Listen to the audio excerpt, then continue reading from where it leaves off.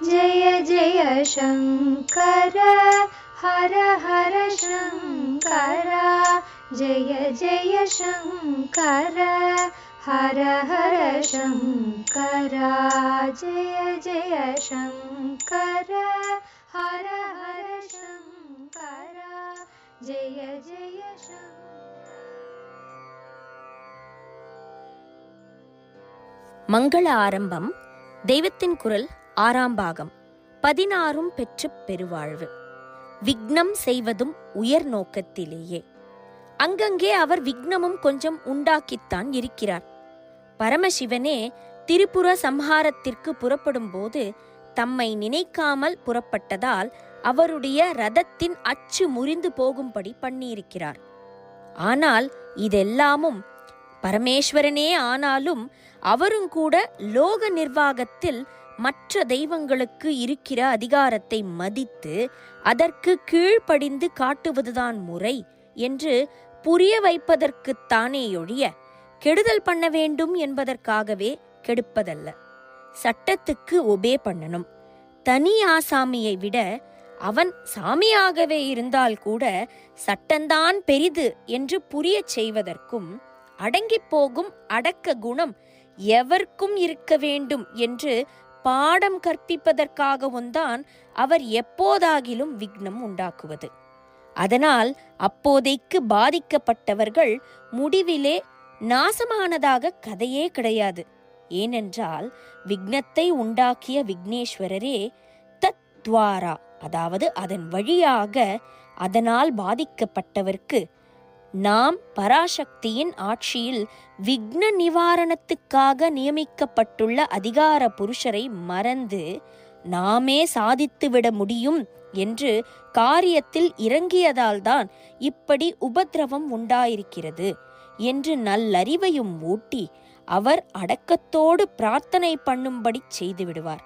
அப்புறம் ஒட்டிக்கு இரட்டியாக நிரம்ப அனுகிரகம் புரிந்து விடுவார்.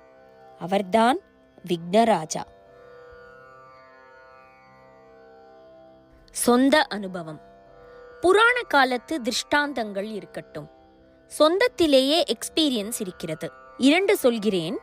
குறிப்பு: இவற்றில் ஒன்று தெய்வத்தின் குரல் 4ஆம் பகுதியில் பிற தெய்வங்களும் போற்றும் பிள்ளையார் என்ற உரையில் சமீப கால சம்பவத்தில் புராண நிரூபணம் என்ற பிரிவில் வெளியாகியுள்ளது. மற்றதை மட்டும் இங்கு கொடுத்துள்ளோம். வேலூருக்கு போயிருந்தோம். குறிப்பு: 1966 மே ஜூனில். அங்கே சேன்பாக்கம் என்ற இடத்தில் சக்தி வாய்ந்த கணபதி மூர்த்தங்கள் இருக்கின்றன. ஒரு பிள்ளையார், இரட்டை பிள்ளையார் இல்லை, 11 பிள்ளையார்கள். அதில் இன்னும் விசேஷம் என்னவென்றால் அவை சில்பி அடித்து பண்ணியவை அல்ல, 11 ஸ்வயம்பு மூர்த்திகள். ஏகாதச ருத்ரர்கள் உண்டு. இங்கே ஏகாதச விநாயகர்கள் இருக்கிறார்கள். 11 அமைந்திருக்கும் அமைப்பு பிரணவாகாரமாக இருக்கும். நடுவாந்திரத்தில் பூமி மட்டத்தோடு மட்டமாக அந்த மூர்த்திகள் மூடிப்போயிருந்ததாம். விக்னேஸ்வரர் பிருத்வி தத்துவத்துக்கு மூர்த்தி என்று காட்டவோ என்னவோ இப்படி மண்ணுக்குள் புதைந்து விளையாட்டு பண்ணியிருக்கிறார். துக்கோஜி என்ற மகாராஷ்டிர மந்திரி அந்த வழியாக ஒரு ராத்திரி வேளையில் சாரட்டில் போய்க் கொண்டிருந்தாராம். டக்கென்று அச்சு முறிந்து வண்டி நின்று விட்டது. இறங்கி பார்த்தால் பூமியில் இரத்தக்கரை இருந்தது. ஆனால் ஆள் யாரையும் காணோம். என்னவென்று புரியாமல் அவர் மனஸ் கலங்கி ராத்திரி பூராவும் அங்கேயே இருந்தாராம். விடிந்துதான் சாரட்டுக்கு தச்சு பார்த்து ரிப்பேர் பண்ண முடியும் என்பதால் அப்படி தங்கும்படி ஆயிற்று. பிரயாணத்துக்கு இப்படி பிரதிபந்தகம், அதாவது விக்னம் வந்ததே என்று வருத்தப்பட்டு விக்னேஸ்வரரை பிரார்த்தித்துக் கொண்டு தூங்கி போய்விட்டார். விக்னேஸ்வரர் ஸ்வப்னத்தில் வந்தார். அந்த இடத்தில் என்னுடைய ஏகாதச மூர்த்திகள் புதைந்து போயிருக்கின்றன. அதன் மேல் உன் வண்டி சக்கரம் இடித்ததில்தான் ரத்தம் வந்துவிட்டது. அதை பற்றி வருத்தப்படாதே. மூடி கிடந்தது போதும். கோவில் கட்டிக்கொண்டு எல்லாருக்கும் வரப்பிரசாதியாக பிரகாசிக்க வேண்டும் என்கிற சங்கல்பத்தில் நானேதான் இப்படி பண்ணுவித்தது.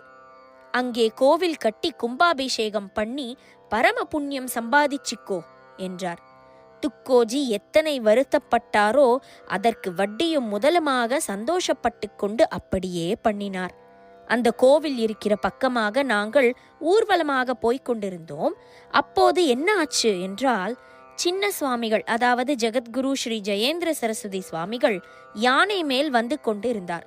அந்த யானை இடத்தை விட்டு மேலே போகாமல் அங்கேயே சுழண்டு சுழண்டு வந்தது.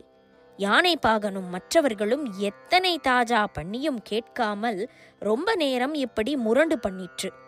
மேலேயானால் சுவாமிகள் இருக்கிறார், இது இப்படி பண்ணுகிறதே, மதம் பிடித்து விட்டதா என்ன, கூட்டமாக ஜனங்கள் சேர்ந்திருக்கிறார்களே என்று எல்லாருக்கும் வயிற்றில் புளியை கரைத்தது.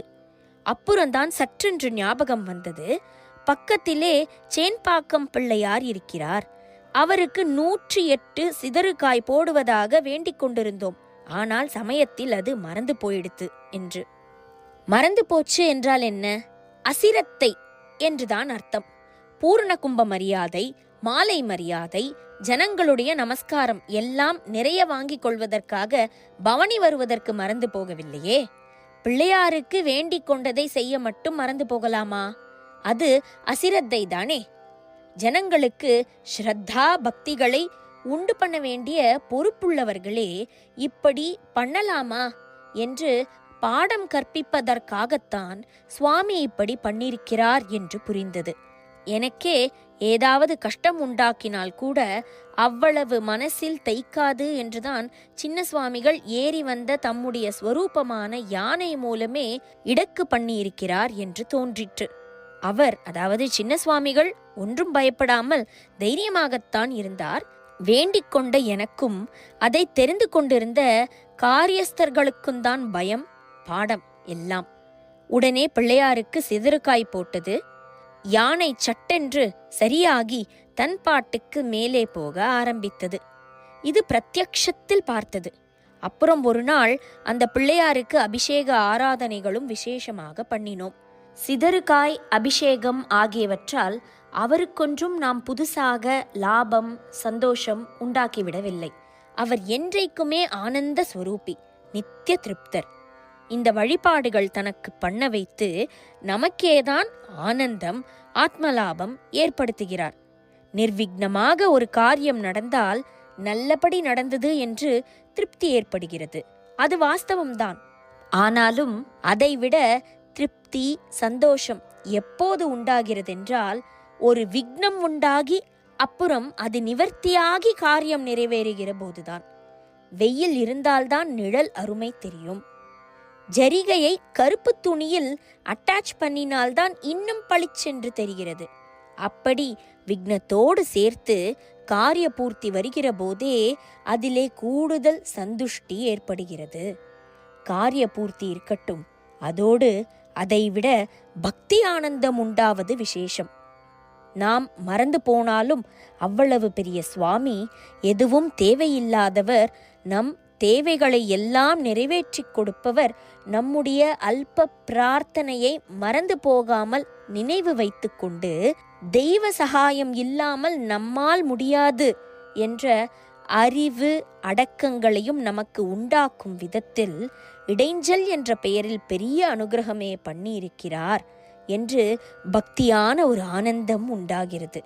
இடைஞ்சலை போக்குகிறவர் பின்னாடி போக்குவதற்காகவே எப்போதாவது இடைஞ்சலை உண்டு பண்ணுகிறவர், அவர்தான் விக்னராஜா.